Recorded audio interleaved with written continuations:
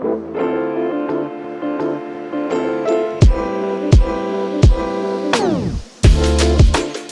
the past few months, I've been creating YouTube videos from whatever small space I had available.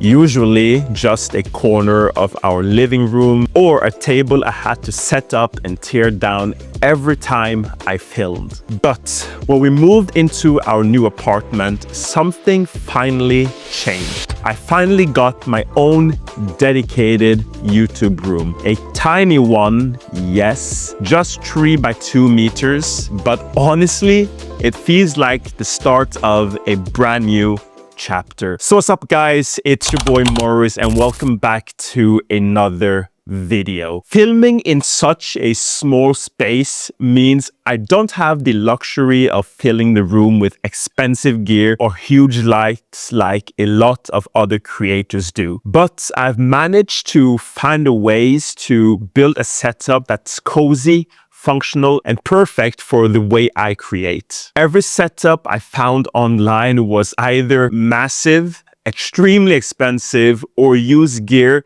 that just doesn't make sense in a 3 by 2 square meters room such as this. And the thing is, seeing all those perfect studios almost made me feel demotivated because I didn't have the space nor the budget to recreate anything close to those top creators out there. Comparing yourself to other creators can sometimes be a very bad thing. So I opened my iPad and I started from scratch, literally sketching, laying out ideas, moving things around, and trying to design a setup that could work in a small space without feeling cramped. And slowly a vision started to come together. I was thinking of cozy, warm, gray and brown tones, practical, and above all else, a flexible space. All right, so right now we're on our way to finally work on the YouTube studio. We're heading towards town, going to go to IKEA and buy some few stuff there, and then some other shops to like fix out the room. I haven't quite decided yet on how I want the room to look, so it's going to be interesting. But I do have some few ideas that I think is going to be pretty cool. Once I had a rough idea, I jumped into IKEA's 3D planning tool. And this was a game changer. With the planning tool, I could take a photo of my empty room, drag in IKEA products, and instantly see what would fit and what wouldn't fit in my room.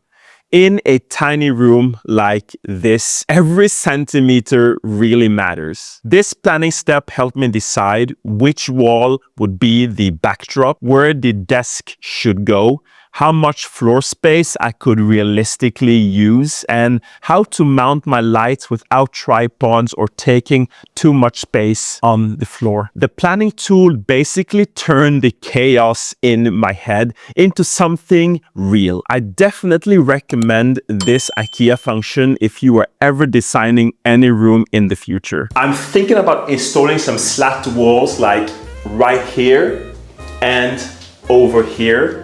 Maybe also coming towards this side over here and this side over here.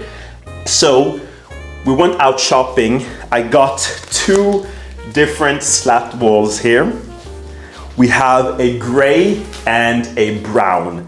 Now, the first big upgrade for the studio came from the Acoustic slat panels. I use these ash gray and brown panels from a Norwegian shop called Rusta. I installed them on both sides of the walls to add warmth and texture to them. One side is a gray tone, the other a light brown color, giving me basically 2 distinct looks depending on where I'm filming. In my opinion, they instantly made the room feel warmer, more cinematic, and way more intentional. All right, so we've finally, almost at least, finished setting up the panels here. One side with the gray panels and the other side with the beige panels. By the way, making those panels setting up is super easy. but I would recommend you being 2 people because doing it by yourself is just tedious. So thank you to my girlfriend who actually helped me out. The vertical lines add a modern feel, and because you don't need screws, they're perfect if you are renting, for instance. One of the biggest challenges in a tiny room is the flexibility. So instead of a heavy static desk, I chose the IKEA Linman tabletop with the krill wheels. I used to have regular legs on this tabletop, but being able to roll my desk back and forth is a game changer in such a tiny space. It lets me film in different angles and makes the whole room feel a lot bigger. Furthermore, I didn't want the room to feel cold or cynical, so I focused on comfort as well. I went with the IKEA Longfall chair, which isn't perfect. It honestly rolls like it has stage fright, but the design and the beige white fabric bring some warmth to the room. On the floor, I laid down the IKEA Morum rug. This makes a massive difference in acoustics and adds a cozy layer of texture in a small studio. Little things such as this can really matter when designing your space. But now for the game changer. A couple of months ago, I discovered something that completely transformed my entire workflow and how I create YouTube videos. It's this thing right here, the Manfrotto Autopole. Shout out to the creator Jürgen Paul, who actually showed me this on his YouTube. The pole, it extends from floor to ceiling or wall to wall and locks into place with tension. No drilling, no screws. No damage to the walls. This allows me to mount different accessories such as lights and to get some creative overhead shots such as this one. All without using a huge light stand that would take a lot of space in a tiny room or a huge C-stand, for instance. The light I have mounted up top is the Ulanzi 40-watt RGB video light paired with a Ulanzi ASL30 30 centimeters lantern box. This single pole freed up tons of floor space and made filming so much more efficient. If you have a tiny space, the Manfrotto Autopole is an awesome recommendation from me. Now, once the essentials were in place, the room needed some personality. So I went all in on IKEA fake plants. Honestly, you can't have enough fake plants in your setup. They make the room feel alive, soften the hard lines, and add depth to the background. Then I mounted 2 IKEA Scottish pegboards on each wall panels. These let me store different accessories that I have laying around, such as controllers, tools, my PS Portal, my Switch, and decorative items, and they keep the wall visually interesting without cluttering the floor. Throw in a few warm IKEA lamps, some LED strips, some pictures on the wall, and suddenly the room went from an empty, boring office space to a pretty much tiny, cozy studio. Now, let's talk about the actual desk setup, the place I spend hours editing and sometimes gaming. My display of choice is the MSI Mag 321 UP QD OLED, a beautiful 4K QD OLED panel that's perfect for editing and gaming. This thing is up to 4K 165 Hz. It has 2 HDMI 2.1 ports and a display port, so it's perfect for any modern consoles or a gaming PC. It also has a USB-C port for that one cable option if you have a MacBook such as myself. When gaming or watching content, this monitor is fantastic. It's my first ever OLED monitor, and I understand all the hype about going OLED. I'm talking about the black levels are insane, the contrast is crazy, and the colors really pop. I will be making a full dedicated YouTube video about this monitor because honestly, it is that good. To elevate the monitor a little bit, I added this simple IKEA hack, a little DIY, with the IKEA lag shelf with legs attached to them. Super cheap, but super effective. And this little hack creates a second level of storage and cable routing for my setup. Now, under this shelf sits my 14-inch M3 MacBook Pro with 18 gigabytes unified memory and 512 SSD saving space, connected to the Oracle 10-in-1 docking station with all my external SSD attached to it. This just makes me hopping in and out of editing sessions super easy.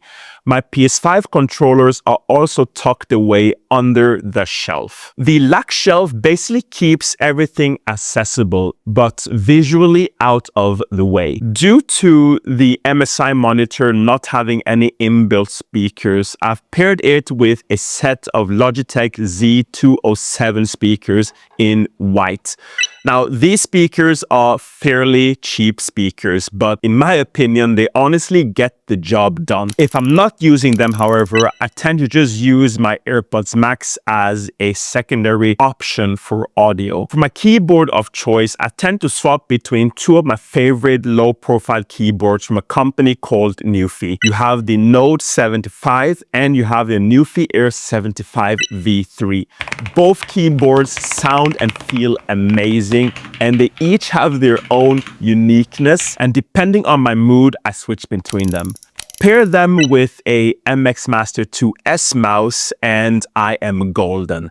No, I don't have the newest MX Master 4, but the MX Master 2S have more than enough features and functions for my regular use and my editing sessions. On the desk, I also have a 3-in-1 charging pad for my iPhone, AirPods, and Apple Watch. This pad is actually from Temu and has been such a great little device to my setup. I also have some small fragrance on the desk for some good smell, paired with a little stand that holds my AirPods Max. Now, when it comes to cable management, which I'm not the best at, under the desk, I mounted some basic cable trays from Temu and some zip ties. It's not the best or perfect clean Instagram setup, but everything is off the floor and it works. That's the most important part in my opinion. So that's basically my YouTube setup, guys. It's not huge, it's not expensive, but it's mine and it's built around how I create, and hopefully this is gonna make me create so much more videos easier and more frictionless going forward. This room taught me that you don't need a massive studio or crazy expensive gear to create a space that motivates you to create content.